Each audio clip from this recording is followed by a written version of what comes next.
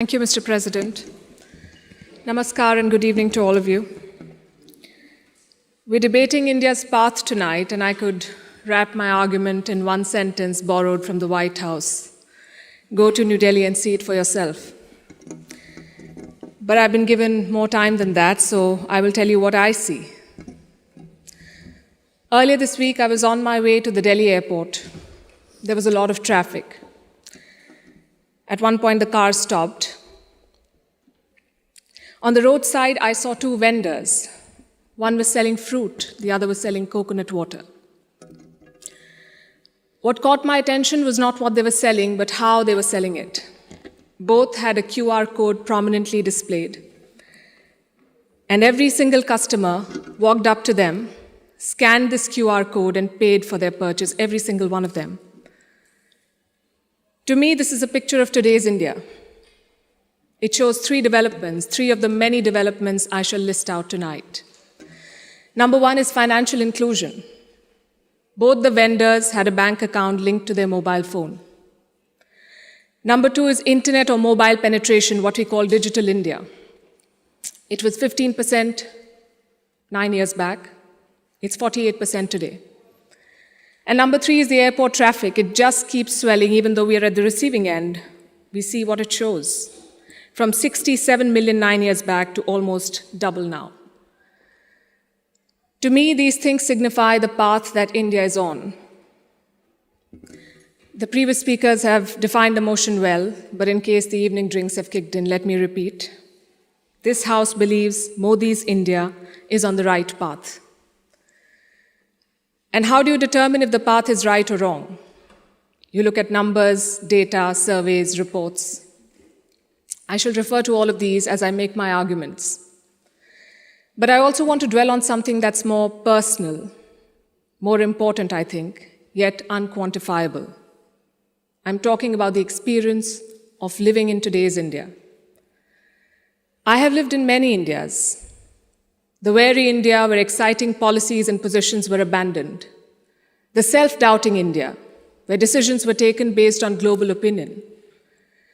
And today, a more confident India where the world comes for leadership and inspiration. You cannot put a premium on that. Indians are more prosperous at home and hence more confident abroad. Let me also tell you what I saw at the airport here in London, at the immigration counter. I saw Indians proudly flaunting their passport, none of the fidgeting or self-doubt of the last century.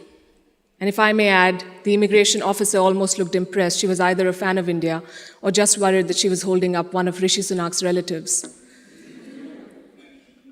We are proud of what we share with the world. Bollywood, masala chai, yoga, cricket. India today is a soft power giant. At the same time, India is not a timid democracy that tolerates terrorism or betrayals. When Pakistani terrorists attacked Kashmir's Pulwama, India carried out surgical strikes on Balakot.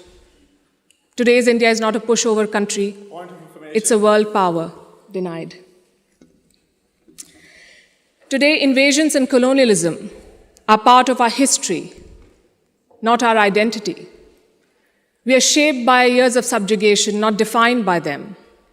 We are excited about our global responsibilities, not wary of them. This change in confidence comes from growth at home. Which brings me to the numbers. I'll start with India's welfare state system and how it has fared in the past decade.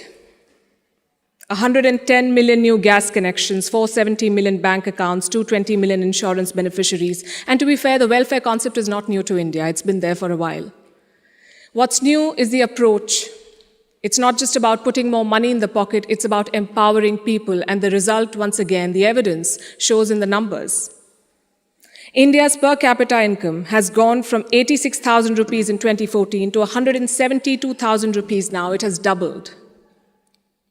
And a big reason for that is the falling inflation, from more than 8% 9 years back to less than 6% today. And this, ladies and gentlemen, is in the middle of a global cost of living crisis. Foreign direct investment is at its highest level. Foreign trade is at its highest level. The growth mantra is connectivity. And I don't have to tell the British that. First thing you did in your colonies was build roads and railways. Our growth story has been about two Indias: the urban India, the bustling urban India, and a sluggish rural India. Today, we are trying to connect the two. We are building more than 38 kilometers of highway every day, which is 50% more than what it was 7 years ago. The number of airports has doubled since 2014. The total capacity at seaports has doubled. This connectivity is what is driving India forward. You mentioned GST.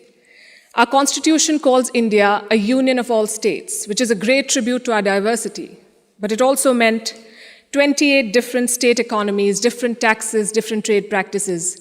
This government tried to unify it to create a single Indian market. It took time, but the result is this today. Tax collection is at its highest ever. The number of taxpayers has doubled since 2017. I have a lot of data I could go on, but you get the drift. So now I'm going to talk about India's global position. Because your path is also about your role in the world. Are you a troublemaker or a consensus builder? I think there is no doubt as to where India stands. India is a member of the Quad and the SCO. India is invited to the G7, but is also a member of the BRICS. India rubs shoulders with the West, but also leads the global South. Which other country can claim to juggle these roles? And how does India do it? Because we are not trying to play an outsized role in the world, we are trying to play the right role. In the Russia-Ukraine war, India has not taken sides. And I know it confuses a lot of people here, but back home the thinking is very clear. It is not in our national interest to pick sides and make things worse. India has excellent relations with Russia and the West, and we want to preserve that. It's like when your two good friends fight. Do you pick sides and make things worse? Or do you try to talk sense to them and bridge the divide? I know what a good friend would do. I see what India is doing. India has always been, or always tried, to be a part of the solution, not the problem. Look at our neighborhood policy. When Sri Lanka was sinking, India provided assistance worth $4 billion, no strings attached, no grudges held, for Colombo's proximity with China. A lot of people say that India is losing control of South Asia. I say South Asia was never India's to control. New Delhi is building relations based on mutual respect and equality, and the results show beyond government interactions. Countries like Nepal and Bhutan are using India's online payment systems. Students from the neighborhood come to India for training, grants, and scholarships. This government has aced what we call Buddhist diplomacy. It is leveraging India's position as a cradle of Buddhism. All these initiatives have made India popular. The world stands with us against Chinese expansionism. The global South looks up to us for leadership. The global North looks up to us for partnership. I think that's the hallmark of great diplomacy and statecraft, when you're loved and respected in all quarters. More importantly, when you're trusted in all quarters. India repaid that trust during the COVID-19 pandemic. When the world forgot about morals and globalization, India sent 24 crore vaccines to 100 countries. And you saw the result of that in Papua New Guinea. When Prime Minister Modi landed there, their Prime Minister touched his feet. This was not a personal gesture to a leader. This was a vote of thanks to the entire country. Let's talk about domestic affairs. Kashmir was brought up. This government abrogated Article 370. Today, Kashmir's economy is doing much better. 1.8 crore tourists visited the valley in the last year. That's the highest ever in Indian history, 1.8 crore. Kashmir is getting its first ever foreign direct investment, and that too from a company in the UAE.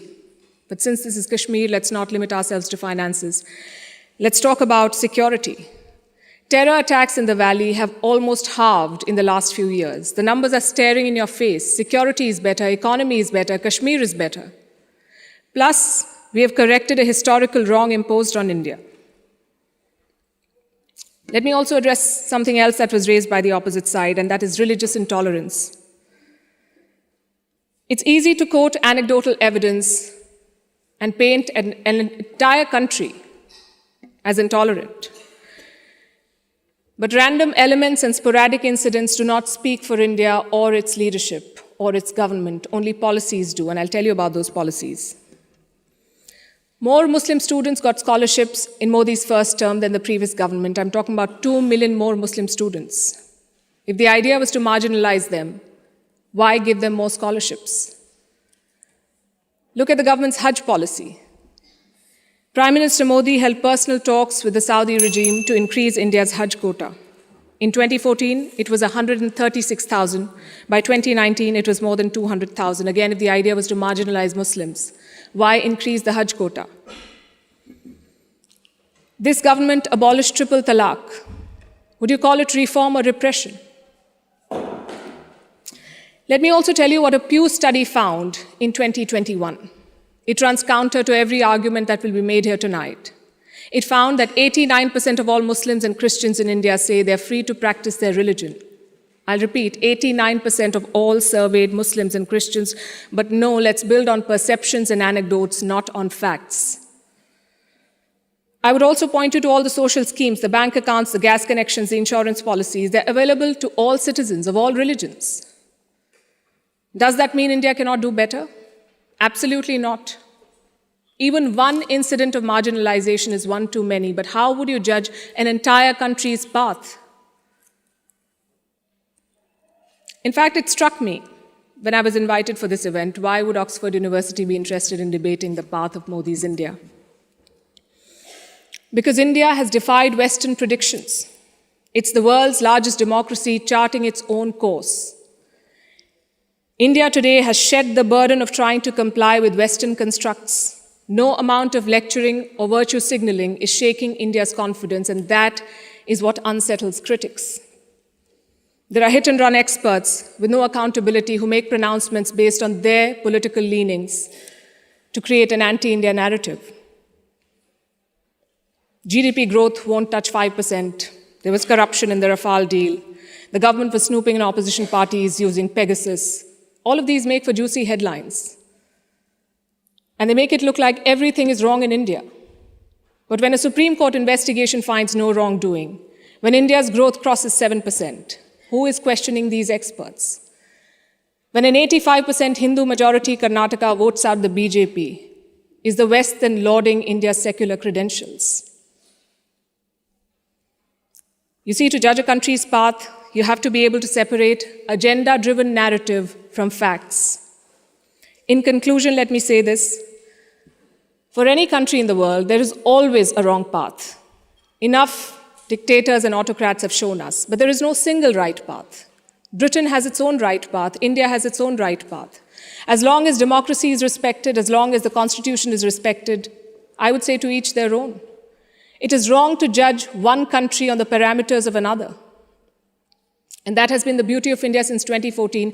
We've uplifted 140 million people out of poverty. We did so while conducting free and fair elections, dozens of them.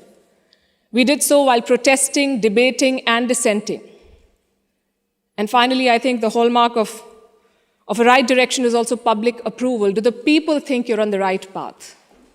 The people of India answered that question in 2019. Thank you.